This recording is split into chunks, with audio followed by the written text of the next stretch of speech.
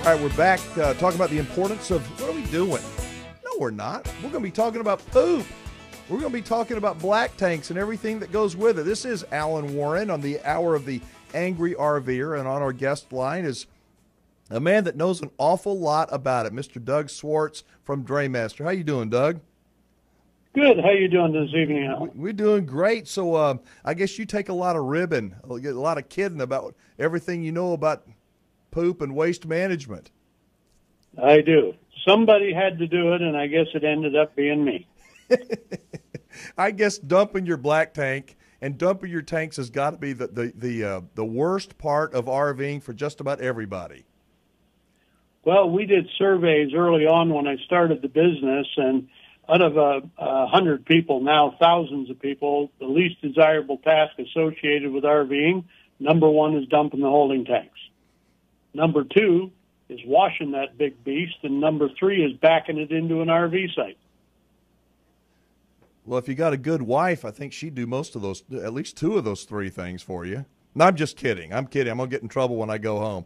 But you know what? Yeah, me too. The dumping tanks is just part of, camping and RVing, but it doesn't have to be a miserable experience. What are some of the basics that people need to know about dumping? Because I own a campground, and I can go on forever, but you'll make it much more succinct and interesting than I.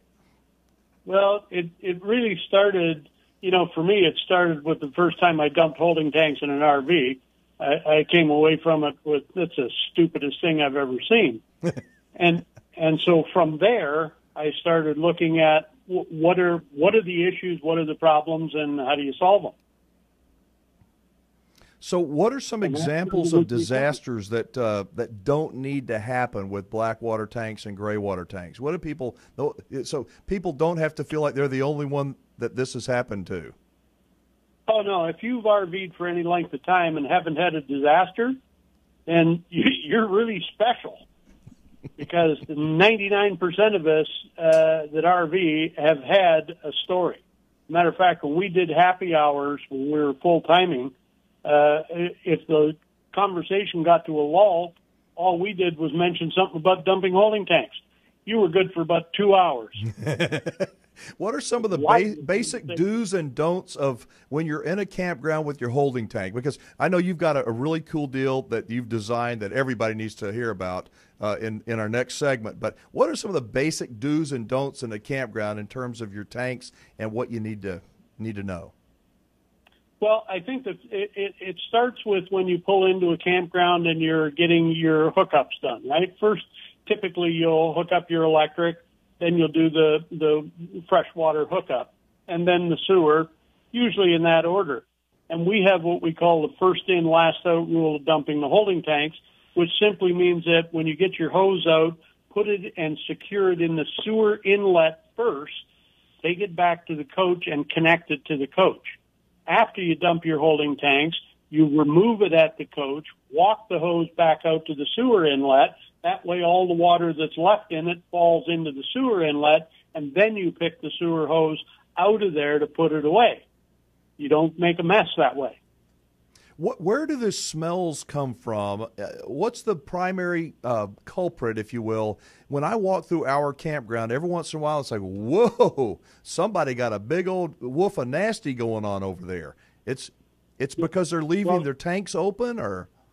Well, the root cause of that is the gray water tank people leave open because it's convenient, right? You're running the washing machine, you're doing the dishes and all that sort of thing. So when you leave that open and somebody in the aisle next to you or down dumps their holding tanks, it takes the path of least resistance, the air, and instead of going out the campground vent, it takes the path of least resistance, comes out the vent on the roof, and all of a sudden you're walking down the aisle, and that's where you're getting the smell from. So it burps it back to you, and you get to enjoy it again.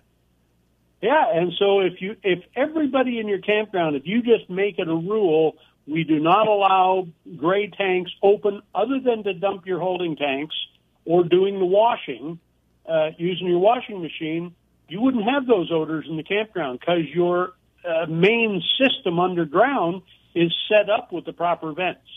It's a sad situation because a lot of people make a mess, and it's dangerous to have that fecal matter. It's not a joke. It's dangerous to have that on the ground.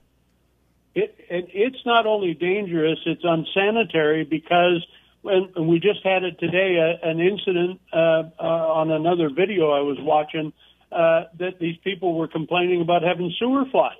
Well, sewer flies come from the sewer, and if you leave your gray tank open, that's a pathway, a highway up into your holding tank. And you say, well, how can it come out of the toilet? Well, your toilet tank is coupled a lot of times at the vent stack to the gray tank, and so the sewer flies go up and back down into the black tank. And there's nothing more fun than having your wife tell you there's a sewer fly when she got up from the toilet. Doug, hang on. Got to jump for a break. Pick it up on the other side. Folks, we'll be right back. The RV Show USA. Start living the RV dream today. All right, so today on the hour of the Angry RVer, there's not been a whole lot that people are angry about, but not yet. But according to Doug Swarts on our guest line, he's a waste management specialist, plenty of people are upset with the way their toilet works in their RV, even new ones. Am I right, Doug? Well, in some of them, for sure, because the manufacturer works on the floor plan first, and the holding tanks a lot of times underneath reach out to pick up the toilet, or they run elbows underneath the toilet to get to the holding tank. That can be an issue, as opposed to a direct drop toilet. So what I'm hearing is that the ultimate thing, I mean, where else do you talk about topics like this except an RV show? But truthfully, if you're going to go to the bathroom, you got to dump the waste. The best way, from what I hear, is just gravity flow, just taking it right down into the tank. But that doesn't happen because there's so limited space under many of these coaches and these trailers. Well, there's only so many places the holding tanks can go. And there's only so much room and so much size, so some of them are fairly thin, but they're spread out, big rectangles. Others are deeper. Motorhomes are better because there's usually some height to it from the floor down to the base.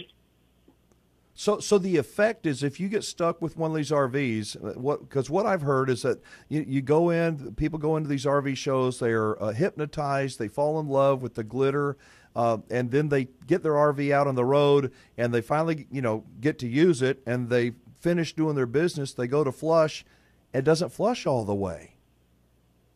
Well, that I don't think that's a rampant issue in the industry. That's probably certain models with certain floor plans that, ended up being a compromise. So it's not the norm. But the biggest issue that comes out is people buy the bling. They go to a dealership, they get caught up in the awning look and the fancy paint job and the electric step that comes out, and then they see the slide outs and the room inside, and the OEMs know that. And that's what the dealers sell to the consumer.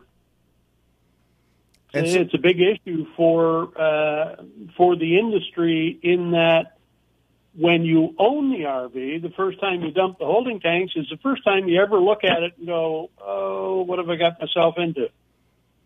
But you've come out, Drainmaster has a system that sort of makes the process of dumping your tanks a lot easier than just hooking on a waste hose and getting your rubber gloves out. Tell us about that. We do. And where it comes from is as we went through this process of understanding what was going on with why it was such a pain to empty holding tanks, it started with the equipment. The standard fitting in the industry is called a bayonet fitting. You push the female over the male on the coach and you twist it. When you twist it, you create the potential for a leak or a drip against the seal, because you're rotating pressure onto that seal instead of compressing it.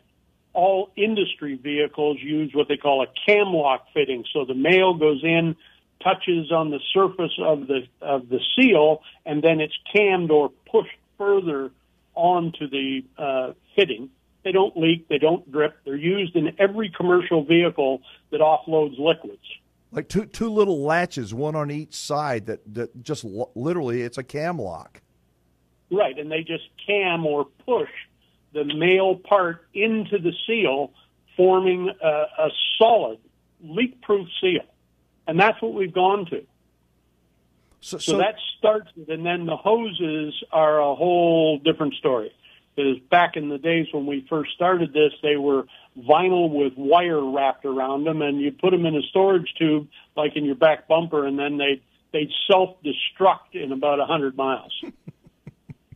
And you don't know till you get to the campground. That's a nasty time to learn, right? You get it all hooked up, and then you get the spring rain. Oh, my goodness. All right, so you tell us more. You've developed a whole system that's not inexpensive, but, boy, it looks like it's worth its weight in gold for somebody that wants to have an easy way to actually get rid of the waste from their tanks. Describe it, if you would, please. Well, it actually is pretty simple. It makes it about as eventful as putting gas in your car, and everybody does that, women included, across the country. Pull into a gas station, and gasoline is way more powerful than human waste in terms of what it can do, and they think nothing of it. So that's the inspiration for it, and we have a complete system that is adaptable on most coaches. Not all coaches, but on most coaches, where the hose is permanently connected using a cam lock fitting to the RV. And then on the other end, we have a nozzle with a shutoff, just like you do at a gas station. And so what you do is you open a compartment, you pull the hose nozzle out, take it out to the sewer, put it in, secure it, and we have a compression donut that secures it in either a 3-inch or a 4-inch inlet, depending on what it is. When you feel it secure, you open the lever. Then you go back and dump your holding tanks as you normally would, black first, gray second. You can go through whatever rinsing process you want to.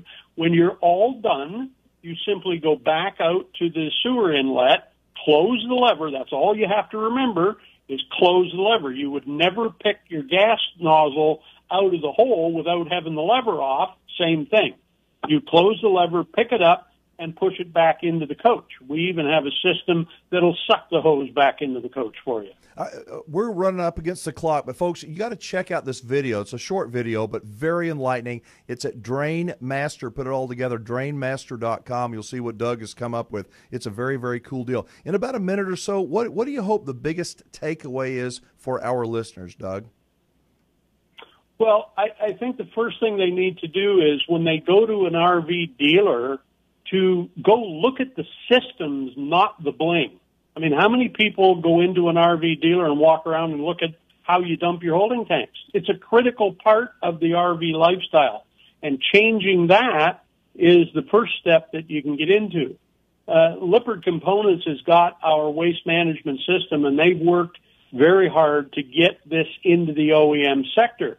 But the OEMs pay attention to the dealers who pay attention to the customers. So if the consumer and everybody that has our system absolutely loves it, including Chuck Woodbury, they want it on their coaches, but it's not going to get to their coaches through the OEM until we start making the consumers. All right, got to wrap it up there. Thank you so much, Doug. Go to Drain Master, folks, drainmaster.com. We're going to close it out right after this. The RV Show USA. Start living the RV dream today.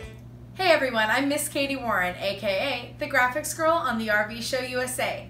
Give us a like by clicking the thumbs up button down below, and if you want to see more videos like this in the future, click the subscribe button right here. I'll see you in the next video. Bye-bye everybody.